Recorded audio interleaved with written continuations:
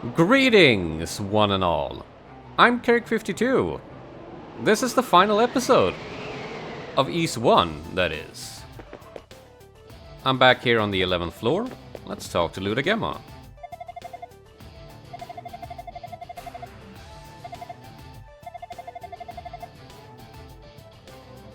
Calling it an ancestral album does paint a slightly different picture, but I get you.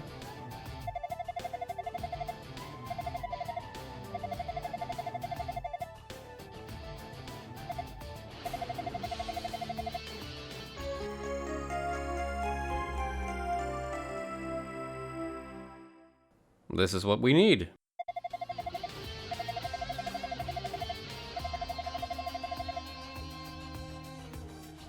I don't think that's going to work, but I wish you the best.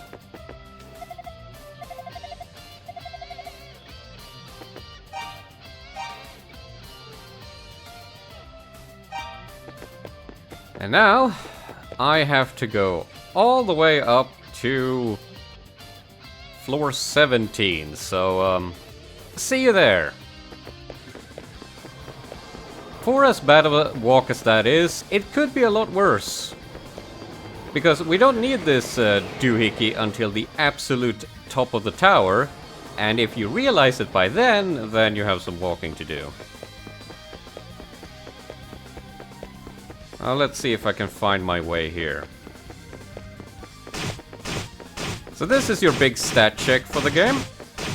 If you don't have the stats, you're not going to pass, though I suppose you could use the mirror. That's probably what you need to do on Nightmare.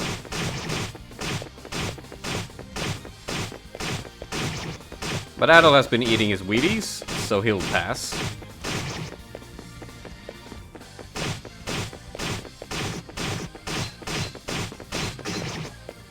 There we go. Time to leave.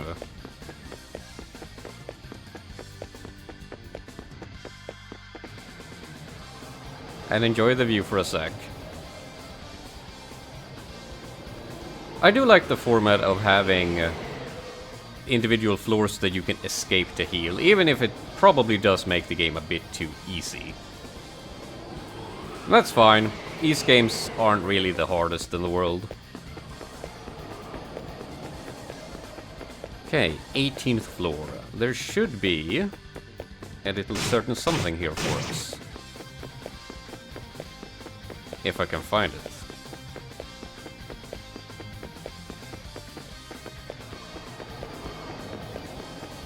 I think it should be in here.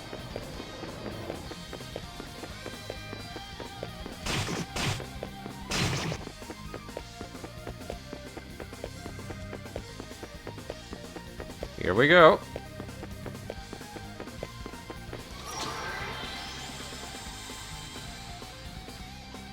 Well, that didn't help.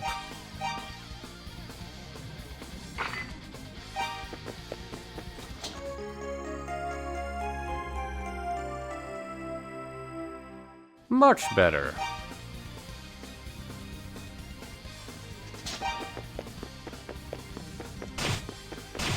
I'm kind of impressed that the trap there isn't crueler. But I suppose even they understood the nature of late game pacing.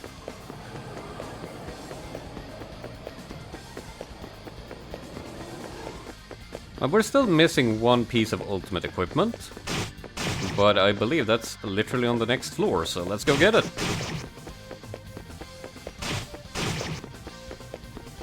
The choice of music here really is perfect, because this is the exact high intensity, like, rush that we're actually playing. And we're just going floor by floor, minute by minute, getting stronger and stronger, until we can finally reach to the top and end this mess. Speaking of messes... gimme.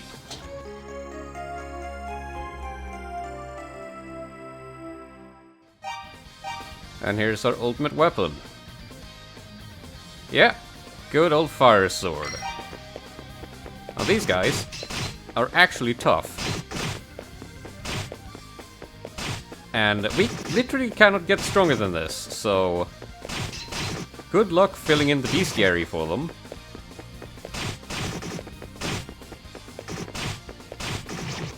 Really great place to grind in the other version, though. See ya!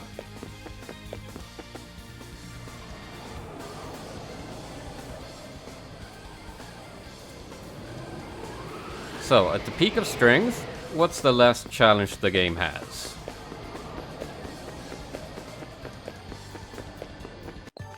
It's another mirror maze, of course. This one isn't so bad, though.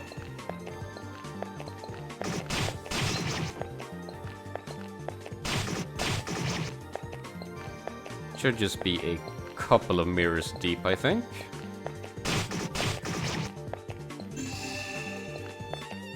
Down here, maybe? Nope.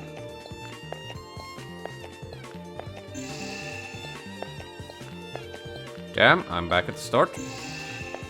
Let's try... down here.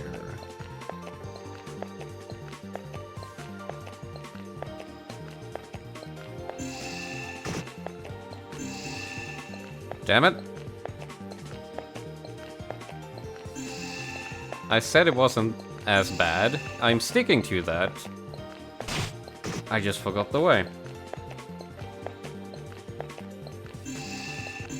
Ah, left is always right. Wisdom for the ages. Now, let's heal up. Unlike the last boss, I'm actually going to need my health bar for this.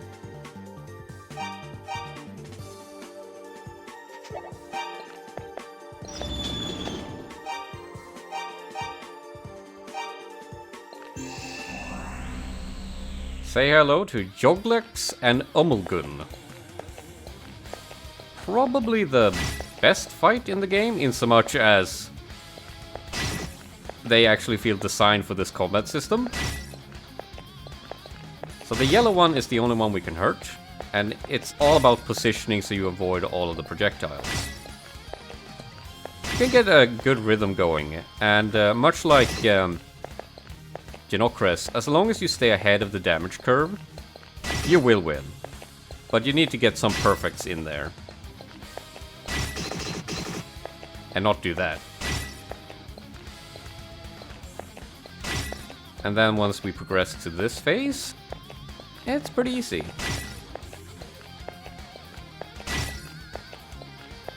Getting there. So I think what helps making this a real fight, unlike Pictimos, is that I can't actually get in more than one hit at a time.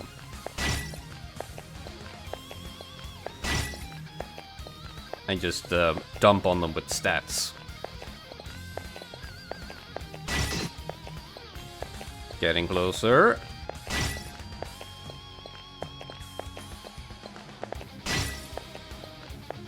And now it's just nothing. Kind of surprising for such a late game encounter.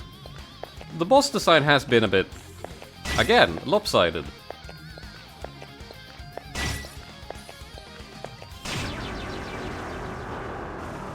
And down they go.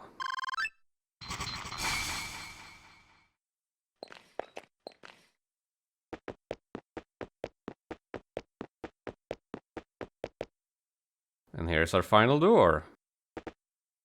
I'm going to take this opportunity to check out the full Beastiary. And see if we can find anything fun. You know what? Let's have the good music while we do it.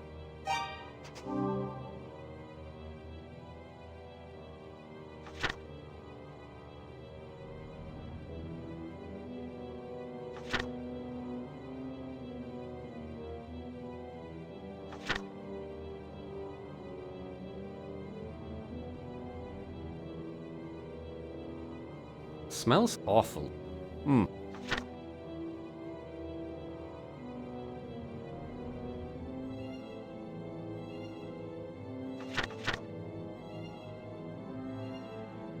Aim for the eyes.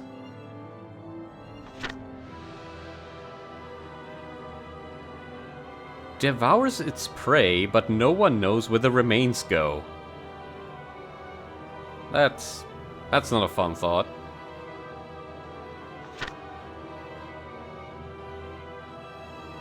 Has a cute tail.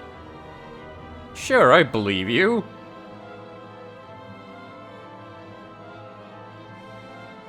Why a bird would dwell underground and why its flames shed no light whatsoever are both questions without answers. Ha.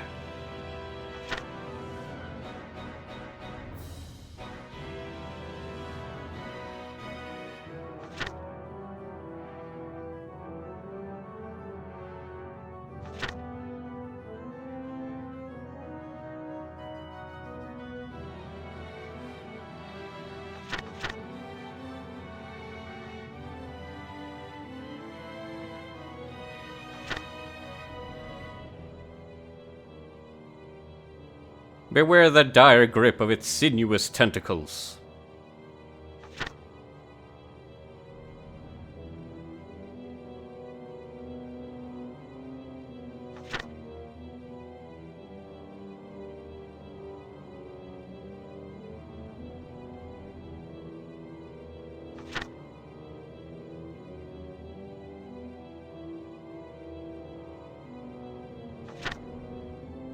And here are the last two.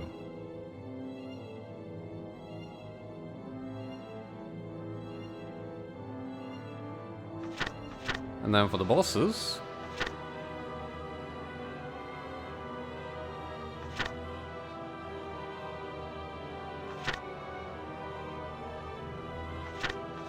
yeah, you get the same XP for all of them.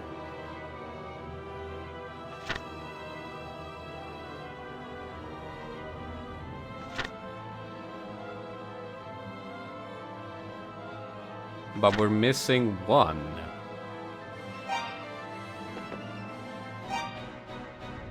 And that is no other than the guy.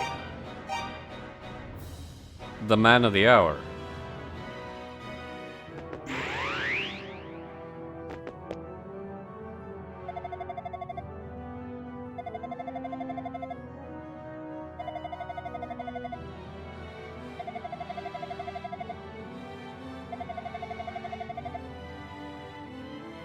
Wanna bet?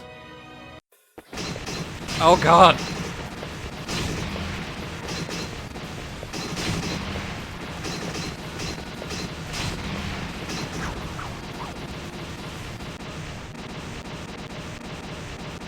Welcome to the final boss of Ys 1. The accursed DVD screensaver Dark Fact. Now, as Rhea told us, we of course need silver equipment to make a dent on the guy. But even with that in hand, this is still a tough little fight.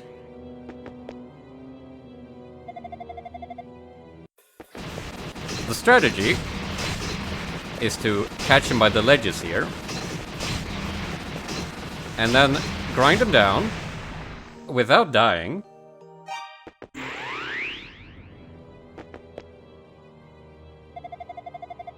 So that you can then burst him down for the end here.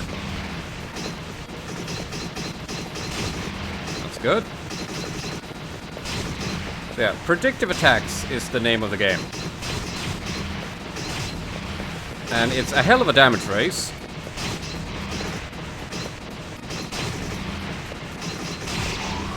But you sure can win.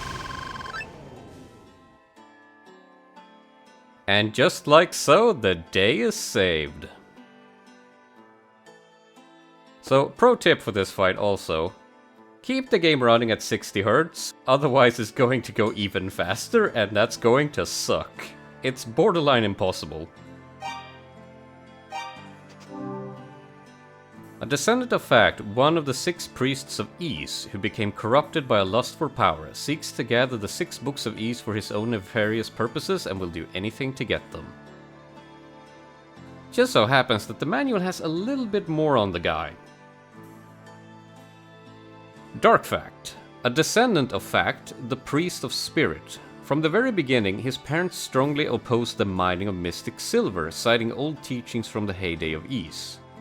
The mystic silver corrupts the hearts of men, they said. We mustn't go near it. But the miners were obstinate and eventually grew so enraged at the opposition that they killed the Dark Fact's parents in cold blood. Since that day, no trace of Dark has been seen. So, with that in mind, his opposition of all of Esteria makes a lot more sense. The fact that his parents actually knew that they shouldn't touch the Cleria, and that they got killed over it. Not helping matters is that he kind of got himself corrupted by a lust for power, as it says right there. There's also another thing to him, but you're gonna have to play Ys Origin for that. Speaking of Ys, it's the final book.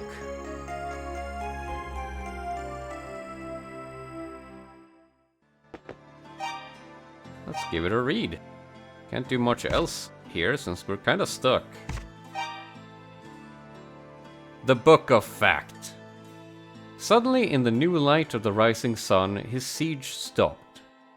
Wherefore it happened, no one knows, even now. But there was rejoicing, for it meant the end of our suffering.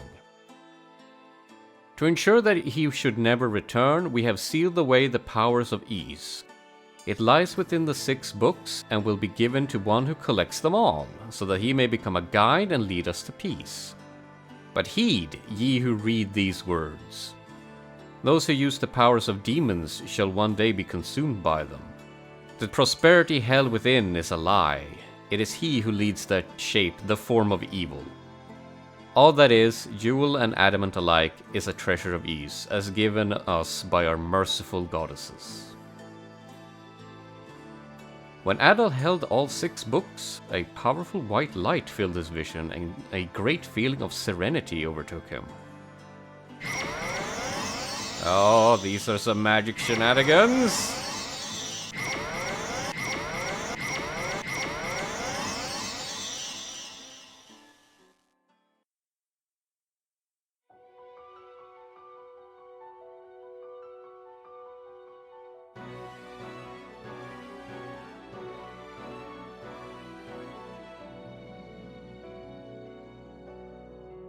The morning sun began to rise. Gradually the sky brightened and the tower's outline began to shimmer like a mirage. As if freed from captivity, birds began to sing and the demons dissolved into air. Adol felt the weight of a long journey lift from his heart. The world was at peace. It was as though the historic bounty of Ys had been laid before him to fill his eyes and soul. As the things written in the books vanished, one by one the shapes of the goddesses began to materialize. Though their faces were unfamiliar, Adol felt, in some way, that he had always known them. As he looked down upon the earth, he could see Gemma's house quiet and humble. He wondered if Fina's memory had come back. He decided that when he returned, he would immediately tell her all that he had seen. A dazzling light, seemingly from all sides at once, bathed Adol in radiance. He felt certain that it must be wishing him peace and good fortune. And so, Adol began a new journey.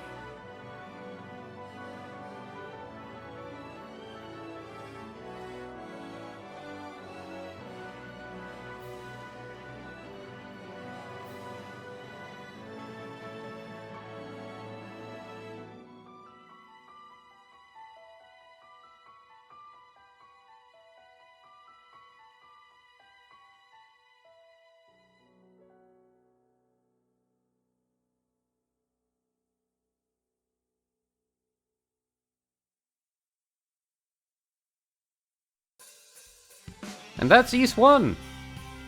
Done and completed. Very short game, but delightful to the end. I felt like the balancing kind of fell off at the end there. But Interesting enough, things change quite dramatically going into East 2, which we will be doing eventually. For now, let's just enjoy the vibes. A job well done. Esteria has been kind of saved. Monsters are gone. The port, the town, and the village are all safe. But it is kind of unclear what actually happens to Adol there. He just kind of gets drowned in the light. Oh, and here we have some fun people. Here is Falcom's sound team JDK, headed by Hayato Sonoda and Takehiro Unisuga. And then you have arrangement by Jindo. When people talk about Falcom music, a lot of the talk revolves around these people and a few others. I'm not an expert on all of the individual composers and arrangers, but suffice to say, Falcom music kicks ass, and it should be celebrated a lot more than it is. I advise you to go to the Falcom Music channel, which keeps an up-to-date record of basically every song in every game. Up-tuning including remakes and remixes and arrangement CDs and all that good stuff. There is a treasure trove of music. And now we have gone through a small set of it. Toshihiro Kondo. So he is the guy who started as a basically, I think he made a fan page for Falcom back in like 98 something.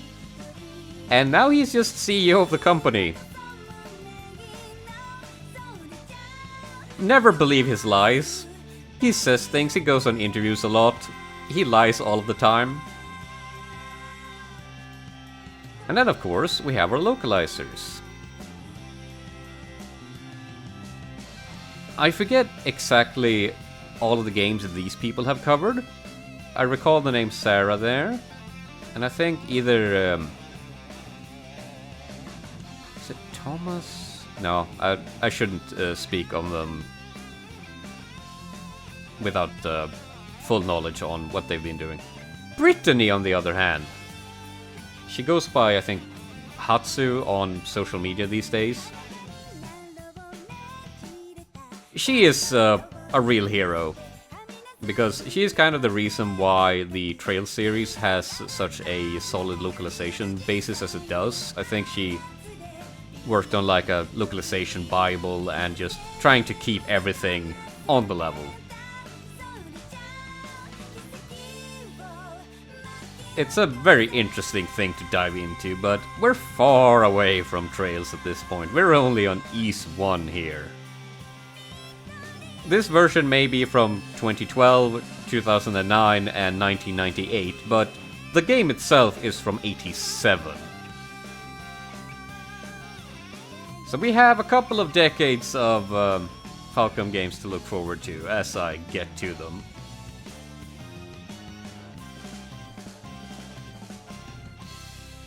But East 2 is of course the priority here, because, I mean, it's part of East 1 and 2 Chronicles.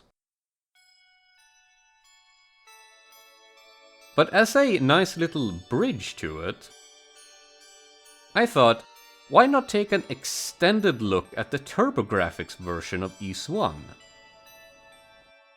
Because there are some very interesting differences, even though the skeleton of the game is the exact same. Some things are actually better than this version, though in general I just like the controls here and the extra story and the better graphics and all that fun stuff. The music is also very good. So look forward to that.